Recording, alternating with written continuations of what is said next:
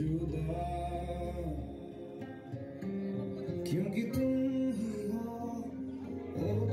Girls, welcome to back to our channel. आज चाहिँ हामी कहाँ गइरहेछौँ, हजुरहरू पछि पछि आउनु होला। कस्तो के कति रमाइलो भइरहेछ भनेर हामी चाहिँ एकदम आज चाहिँ विशेष एकजना हाम्रो भाइ हुनुहुन्छ। साह्रै सरी, त्यस्तो केटा त कमै हुन्छन् होला। साह्रै सरी भाइ हुनुहुन्छ। उहाँ चाहिँ बाहिर गएर पढेर आउनुभएकोले गर्दा उहाँहरूलाई पढाउने मेरो टिचर, मेरो श्रीमान बुढो हो, उहाँहरूको टिचर मेरो बुढा भएकोले गर्दाखेरि त्यो भाइ हाम्रो एउटा के भन्छ पराजुली भाइ हुन्छ। पराजुली भाइको चाहिँ इन्भिटेसन थियो।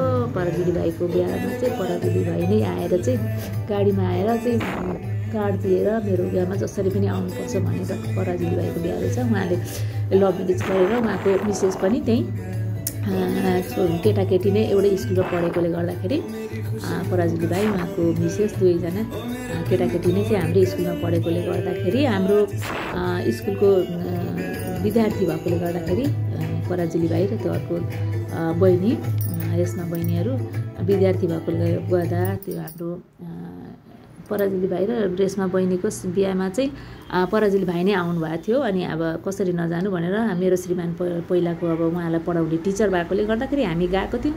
साह्रै रमाइलो बिहा थियो। बाफरे, डेकोरेसन त यस्तो राम्रो गरेको थियो पराजुली भाइकोमा, यस्तो राम्रो।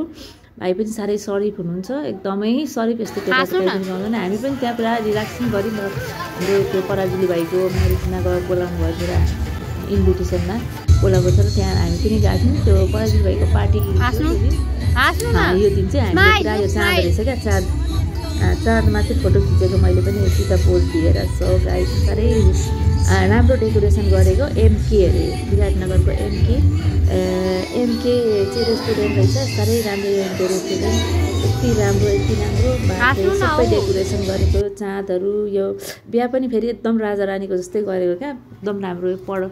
बम पड्काएर होइन, एकदम यो बत्तीहरू बालेर बम पड्काएर धुवाँहरू लगाएर है, यति राम्रो पराजुली भाइको बिहा भएको। रेशमा बहिनीको पराजुली भाइ र यो हाम्रो बुहारी भाइ बुहारी नै हुन् होइन। रेशमा बहिनी पराजुली भाइ, केटा पनि राम्रो केटी पनि राम्रो, साह्रै सरिफ एकदम भलाद्मी। केटा पनि भलाद्मी, केटी पनि भलाद्मी। भाइहरूको बिहामा चाहिँ अनि बोलाएकोले गर्दाखेरि पराजुली भाइले आफै आएर कार्ड दिएर मेरोमा चाहिँ आउनुपर्छ मेरो बिहामा भन्नुभएको थियो। उहाँ त्यसमा त हामी गएको थियौँ। भाइको बिहा साह्रै राम्रो तरिकाले भयो। यो एकदम कस्तो मजाले धुवाँ डेकोरेसन हेर्नुहोस् न, डेकोरेसन यस्तो दामी छ नि। वाउ, कति खर्च लाग्यो होला है बिचरा भाइको पनि।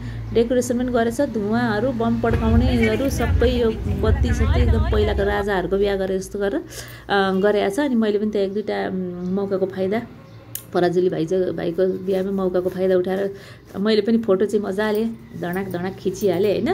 एक दुईवटा फोटोहरू मजाले घडाक पारेर खिचिओरियो। मजाले खिचेर ओरेर चाहिँ एकदम अब हामी चाहिँ खाना खाने सुरुमा भाइलाई यसो टिका टालो लगाइदिएर भाइलाई टिका सिका लगाइदिएपछि चाहिँ अब हामी खानासाना खान्छौँ भनेर खाना खाने ठाउँ हेरेको त भरे भेटिँदैन, खाना खाने ठाउँै भेटिँदैन। कहाँ रहेछ त, अचम्मै रहेछ नि त। अब यो त्यो पनि एमके रेस्टुरेन्ट पनि अचम्मै टाइपको रहेछ क्या, बेहुला रहेछ। बेहुलाको पछाडिपट्टि चाहिँ रहेछ एउटा यो खाना खाने ठाउँ बनाएको रहेछ होइन। खाना खाने ठाउँ, अब खाना खाएर जानु भन्छ नि, खाना खाने ठाउँ नै रहेछ। अगाडिबाट पछाडि सारे रहेछ। त्यो पराजुली भाइको अब फेरि बिहामा गएको होइन, कसरी भोकै आउनु, खाना खाउँ भन्दा खाने ठाउँमै भेटिएन। त्यो पनि छोडिदिइरहेको थियौँ होइन। पराजुली भाइको टिका सिका लगाइदिएर भाइलाई हामी चाहिँ टिकटक सिकटक बनाउने, भाइलाई टिका सिका लगाइदिएछ। टिकटक बनायौँ होइन। यहाँ पानी कस्तो राम्रो आइरहेको छ। यो पानी बाफ्रे, माथिबाट तलबाट बत्ती पनि छ होइन। झलमल पुरा यति राम्रो छ। माथिबाट बत्ती बल्याएको छ, त्यसमाथि पानी सरर आएको छ। अनि यसको सिन यति राम्रो। टिकटक बनाउने मेसिनहरू पनि रहेछ क्या, त्यो घुमाउने मेसिन हुन्छ नि टिकटक बनाउने, त्यो त्यहाँ चढेर यस्तो घुम्ने मेसिनहरू सबै रहेछ। साह्रै रमाइलो। यो एमके भन्छ नि पार्टी प्यालेस, एमके पार्टी प्लेसमा साह्रै रमाइलो छ। त्यसपछि खाना खाइयो।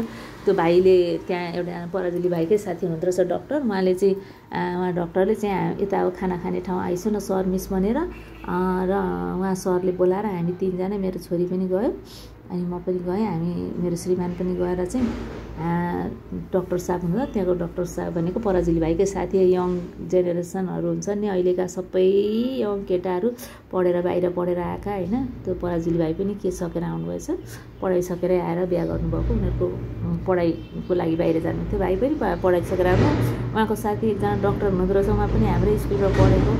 अनि उहाँ पनि चिनजान साह्रै मजाको, डाक्टर भए पनि घमण्डी हुनुहुन्न, साह्रै मजाको।